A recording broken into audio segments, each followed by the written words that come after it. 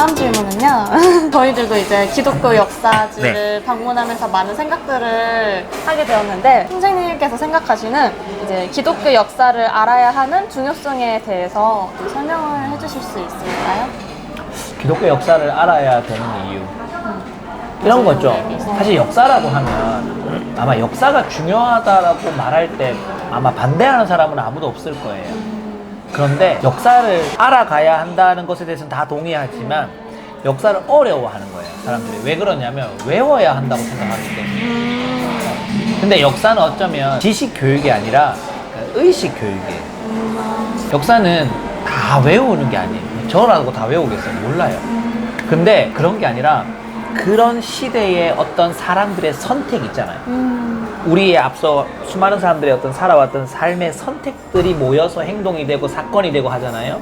그러면 어떤 이들이 어떤 생각으로 어떤 선택을 했는가를 보면 그 결과를 우리는 지금 알고 있잖아요. 이기풍 목사님이 아무도 가지 않겠다는 그 제주도 땅을 자기가 가겠다라고 해서 찾아갔던. 사실 이기풍 목사님 나이도 많으셨는데 그 당시에 가지 않아도 되었는데 그런 어떤 그 선택이 제주도 땅에 수많은 사람들의 어떤 씨앗이, 복음의 씨앗이 됐던 것처럼 우리는 그런 걸 들으면서 그럼 나는 오늘 2020년을 살아가는 나는 이 사회에 과연 무엇을 갖고 복음으로 살아갈 것인가, 이거를 수많은 아이디어나 차관점을 제시하는 것이 역사라는 거예요. 그래서 특히나 우리가 그리스도인으로 살아간다면 한국 기독교와 또 그리스도인들이 살아가셨던 사람들을 알아야 나의 삶에도 어떤 방향을 줄 수 있지 않을까. 그래서 필요한 것 같아요. 다 역사 전공자가 아니어도 좋아요. 그러나 그 역사 속에서 살아갔던 수많은 사람들의 어떤 삶의 모습을 통해서 때로는 잘못 살아가는 분들도 있잖아요. 우리가 보기에 아, 저분의 삶은 좀 안타깝다, 아쉽다. 근데 그것 또한 우리에게 반면교사로서 이게 좋은 어떤 차관점을 줄 수 있어요. 그래서 역사를 알고 배워가고. 그러니까 항상 밝은 역사만 있진 않아요. 사실은 한국 기독교의 역사 속에도 어두운 면들이 있어요. 어두운 면이라는 거는 우리가 어떤 세상의 어떤 그 가치를 따라갔던 교회가, 세상의 가치를 따라갔던 모습들, 또 교회가 분열됐던 모습들, 또 교회가 어떤 정부의 정책에 그냥 따라가면서 우리의 신앙을 이렇게 저버렸던 모습들 많이 있죠. 근데 그런 것 또한 다 쉬쉬할 것들이 아니라 우리가 그런 것도 알고 우리는 이제 그 과오를 다시 겪지 않는 그런 부분에서 역사는 계속 필요하고 또 가치 있는 것 같아요. 우리가 앞으로의 그런 발자취를 걸으면서도 이런 과거를 돌이켜보는 게 진짜 중요한 것 같아요. 그러면은 이제 다음 질문은요. 네. 네. 이제 한국 이제 많은 유적지 선교지들이 있잖아요. 네. 이제 그 중에서 이제 한 군데를 뽑아 추천해 주신다면 어떤 곳이 있을까요? 한 곳만 뽑으라고 한다면 네. 저는 제주도를 뽑고 싶어요. 오.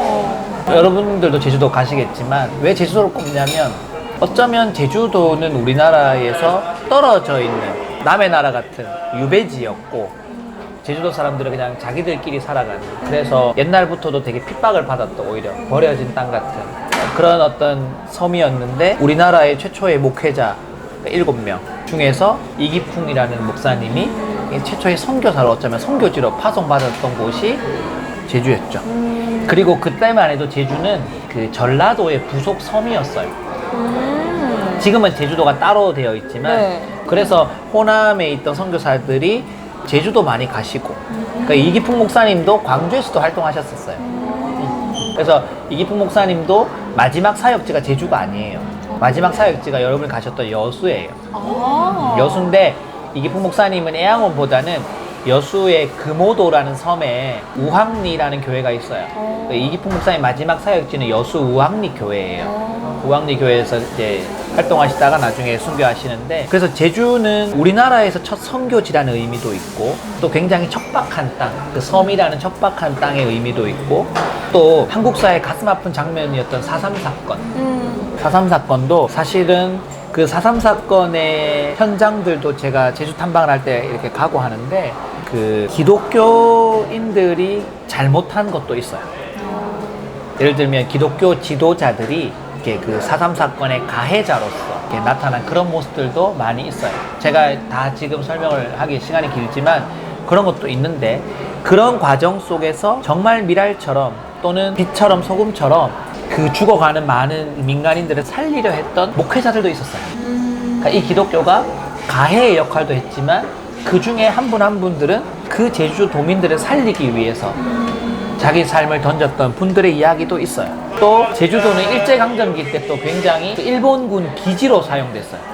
일본군의 마지막 최후의 보루로 쓰였던 곳이 제주예요. 그러니까 제주가 겪었던 아픔은 이루 말할 수 없는데 그 속에 어떤 복음의 씨앗이 심겨지고 그 속에 이기풍 목사님을 통해서 교회들이 세워지게 되고 그 이후에 또 계속적으로 이렇게 복음이 전파됐던, 그래서 제주는 굉장히 우리나라에서 애틋한, 그러나 아직도 제주는 복음화율이 낮아요. 맞아요. 네. 복음화율이 우리나라 10%가 안 되는 곳이.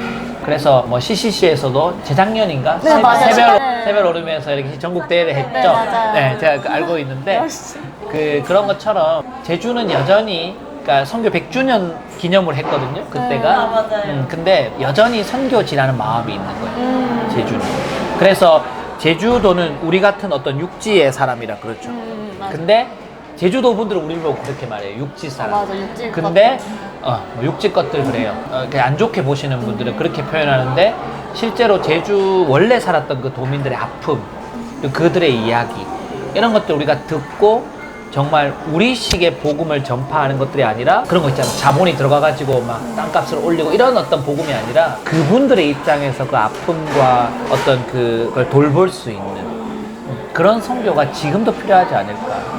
그래서 저는 제주가 그런 좀 무거운 의미이기도 하지만 사실은, 그러나 제주는 또 많은 사람들이 제주도로 뭐 성지순례 간다 그러면 되게 좋아하잖아요.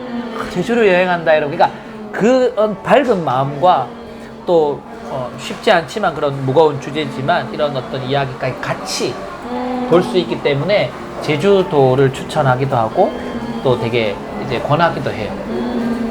그런 마음을 가지고 저희 네, 다음에 한번, 제주도를 네, 가보도록 하겠습니다. 네네네. 좋은 것 같아요. 마지막 질문이에요. 네. 이제 선생님 드디어. 이거 끝나면 저 가야 되나요? 아니 이게 편하게 이렇게 네. 이야기하면 됩니다. 네, 이제 마지막으로 이제 청년의 때 이제 가장 중요하다고 생각하는 것은 무엇이라고 생각하시나요? 청년의 때에 가장 중요하다고 생각하는 건, 저는 많은 사람들이 청년의 때에 뭘 하냐고 물어본다면 아마 진로나 자기의 어떤 직업 이런 걸 찾아가는 것 같아요. 대부분의 우리 많은 사람들이. 저는 그거 필요하다고 생각해요. 또 중요하다고 생각하고. 그런데 그것 이전에 또는 그것과 함께 병행돼야 될 것은 그냥 하나님에 대해서 깊이 경험하거나 하나님을 깊이 알아가는 시간들이 청년의 때에 반드시 필요한 거예요. 그게 되지 않고 내 직장과 진로나 나의 어떤 성공만을 위해서 달려가다 보면 나중에 내가 잘 돼서 하나님 잘 믿어야지, 실제로 잘 돼도 잘 안 믿고요. 잘 안 돼도 잘 안 믿게 돼요. 그런데 그러면 청년 때 하나님을 깊이 만났다가도 나중에 우리의 신앙이 또 약해질 수도 있고 그렇잖아요. 그러나 그 사람의 기억 속에는 하나님과 뜨거웠던 그게 있어요. 그래서 저는 청년의 때에 정말 내가 성경을 한번 일독해 봤는가, 또는 내가 정말 말씀을 깊이 한번 접해 봤는가, 정말 내가 나만의 시간을 갖고 하나님과 깊이 1대1로 개인 수련회처럼 기도하면서 이렇게 보내봤는가. 그게 뭐 집회 형식이든 개인의 수련 형식이든 아니면 혼자의 뭐 공부든 뭐든 좋은데, 그러니까 하나님을 깊이 경험하고 만나가는 그 시간. 결코 하나님은 그렇게 내가 1년을 보내든 뭐 선교처럼 2년을 보내든 하나님은 그 시간을 갚으십니다. 남들보다 늦은 것 같아 보이고 남들보다 뒤처지는 것 같아 보여도 하나님은 그거 기억하고 계세요. 그 청년들이 막 조급해하거나 또는 부모님들이 이렇게 압력을 넣거나 이럴 때에도 그 부분에서 하나님께서 날 인도하신다는 그 당당함, 프라이드들을 가졌으면 좋겠어요. 네. 왜냐하면 우리 모두가 하나님이 그냥 거저 심심해서 지으시지 않았거든요. 다 하나님은 사명을 갖고 부르신 목적이 있게 지으셨기 때문에 분명히 청년들이 좀 그런 마음들을 갖고 살았으면 좋겠어요. 그 자존감이 좋았으면 좋겠어요. 너무 좋은 말씀 감사합니다. 네, 진짜 저희가 확실히 정말 청년이고 또 학생인 저희들 정말 그런 각자의 그런 조바심이나 걱정들이 많이 있는데 그냥 우리 모두 한 사람 한 사람이 정말 하나님께서 지으신 그 계획이 있는 그런 사람들이라는 거를 좀 저희가 각자가 다 유념하고 그냥 네, 그때 네. 정말 하나님과 뜨겁게 만나는 그 경험을 모두가 했으면 좋겠네요. 네, 맞아요. 저는 31살 때 첫 직장을 가졌어요. 근데 뭐 늦은 것 같아도 저는 괜찮았어요.